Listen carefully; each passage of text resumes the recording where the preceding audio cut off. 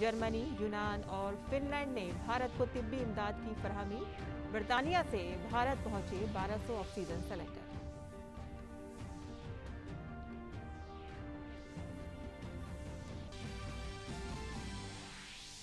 गजा पट्टी में तशद्दुद के बाद कशीदगी में इजाफा। गजा में कम से कम 65 की मौत, जबकि इसराइल में 7 अफराद की हलाकत। इजरायली वजीर आजम की झड़पों को खत्म करने की अपील। अमेरिकी सदर का इसराइल के साथ हिमायत का ऐलान। कहा कि इसराइल को अपना दिफा करने का है हक।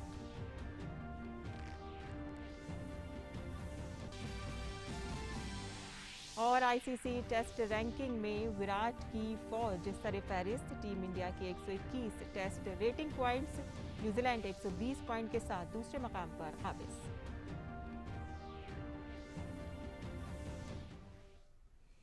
आदाब नाज़रीन, खबरनामे में आपका इस्तकबाल है। मैं हूं साइमा खान। अब खबरें तफसील से। Drugs controller general of India DCGI ने 2 से 18 बरस की उम्र के जुमरे में आने वाले बच्चों और नौजवानों में कोवैक्सीन के दूसरे और तीसरे मरहले के क्लिनिकल ट्रायल को मंजूरी दे दी है। भारत बायोटेक 525 सेहत रजाकारों पर ट्रायल करेगा। इसके तहत 2 से 18 बरस की उम्र के जुमरे में 28 दिन के वक्फे में वैक्सीन की 2 डोज दी जाएंगी।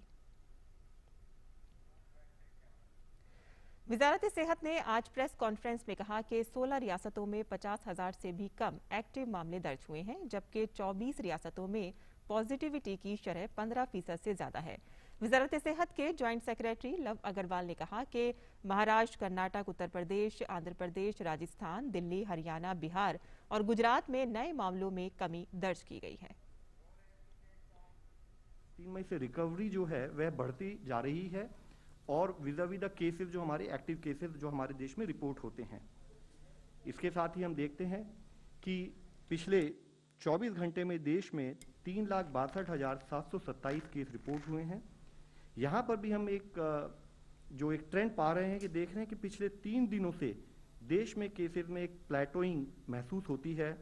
और साथ ही एक और विषय हम आप लोगों की दृष्टि में लाना चाहेंगे कि अगर हम पिछले कल का डेटा देखें तो पाते हैं कि देश ने पूरे देश में ही पहली बार हाईएस्ट नंबर ऑफ टेस्ट किए 19.83 लाख। और साथ में हमारे देश में पिछले 3 दिनों से ओवरऑल केस पॉजिटिविटी में कुछ कमी पाई गई, जो कि 20% से कम अब हमारे देश में ओवरऑल पॉजिटिविटी पिछले 3 दिनों में नोट की गई है।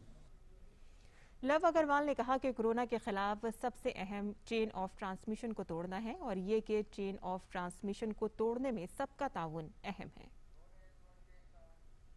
जब एक स्थाई पर गवर्नमेंट के लेवल पर हम लोग मेडिकल इंफ्रास्ट्रक्चर अपग्रेड करने का काम कर रहे हैं, सबसे ज्यादा जरूरी है हम चेन ऑफ ट्रांसमिशन को फिजिकल डिस्टेंसिंग के थ्रू तोड़ें। जिसके विषय में मैं आप लोगों के सामने लाना चाहूंगा कि अगर एक आदमी पॉजिटिव है और वह अपने आप को प्रॉपरली आइसोलेट नहीं करता तो वह अपने संपर्क में आने वाले सभी आदमियों को पॉजिटिव करता जाता है और यह एक चेन के रूप में आगे बढ़ता रहता है, जिसमें कि 1 से 2, 2 से 4, 4 से 8 और इससे करके 8 से 16 और 32 एक पर्टिकुलर एक्सपोनेंशियल फॉर्म में यह इन्फेक्शन स्प्रेड हो रहा है। तो क्या जरूरत है, क्या हम करें कि जिससे हम इस इन्फेक्शन के स्प्रेड होने को रोक सकें। हम आपसे हमेशा इस विषय में रिक्वेस्ट करते आए हैं, सबकी नॉलेज में लाते लाए हैं और पिछले 1 साल से देश में हर नागरिक ने हमें सपोर्ट दिया है कि हम इस पर काम करते हुए रहें।